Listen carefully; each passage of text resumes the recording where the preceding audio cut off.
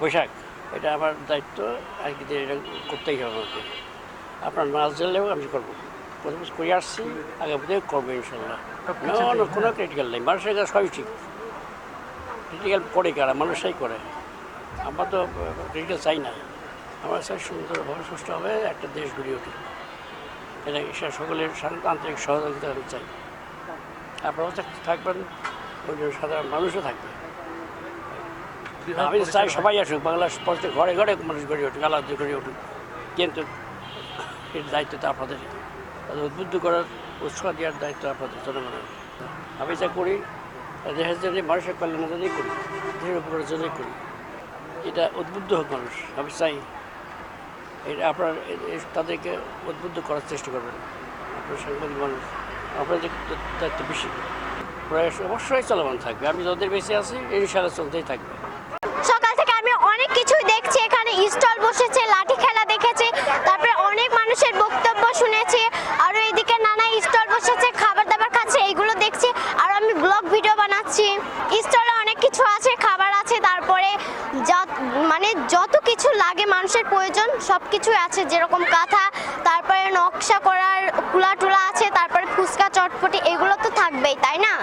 এই দিনে বাঙালির মানুষ পান্তা ভাত খায়, খেয়ে অনেক মজা করে, আরও নানান নানান জায়গায় ঘুরতে যায়, কারণ আজকে পহেলা বৈশাখ, তার জন্য। হ্যাঁ, যাবই তো, কারণ প্রতি বছর এরকম যদি মজা হয় তাহলে তো প্রত্যেক দিন হলেও ভালো লাগবে। শুভ নববর্ষ সকলকে।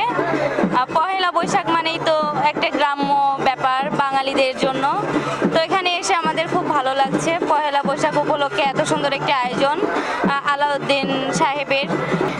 এখানে এসে দেখছি লাঠি খেলা হচ্ছে, বাচ্চারা লাঠি খেলা করছে, আরও অনেক রকম দোকান বসেছে গ্রাম্য, তো সব মিলায় খুব ভালো লাগছে।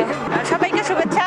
এখানে আমরা আসছি গান পরিবেশন করতে, গ্রামের একটা জায়গা, খুব ভালো লাগছে।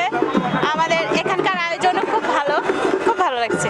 হ্যাঁ, এখানের গ্রামের স্টলগুলো অনেক সুন্দর, অনেক ভালো লাগছে। এখানের খাবারগুলো সুন্দর, আর সব থেকে ভালো লাগছে এখানে গ্রামের পরিবেশে একটা লাঠি খেলা নামে একটা খেলা হয়, সেটা হচ্ছে আমরা অনেক দিন পর এটা উপভোগ করছি, অনেক ভালো লাগছে।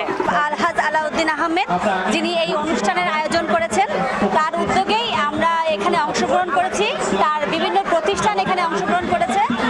আমরা র্যালি, শুভ নববর্ষের র্যালি করেছি মহিষের গাড়ি নিয়ে, এবং আমাদের শিক্ষার্থীরা আমাদের সাথে অংশগ্রহণ করেছে, সাথে অভিভাবক ছিলেন।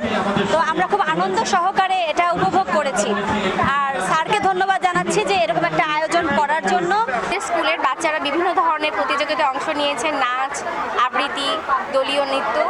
এরপর আমাদের এই যে ছোট্ট একটা স্টল দিয়েছি, এখানে ফুচকা চটপটি এগুলোর আয়োজন হয়েছে, তো এগুলোতে নিজেকে সম্পৃক্ত করতে পেরে খুব ভালো লাগছে। প্রত্যেকবার যেন এরকম একটা অনুষ্ঠানে আমরা সম্মিলিত হতে পারি, আর পুরাতন বছরের সমস্ত গ্লানি, সমস্ত দুঃখ ভুলে গিয়ে নতুন বছরটাকে ভালো করে বরণ করতে পারি, এবং সবাই যেন ভালো থাকতে পারে।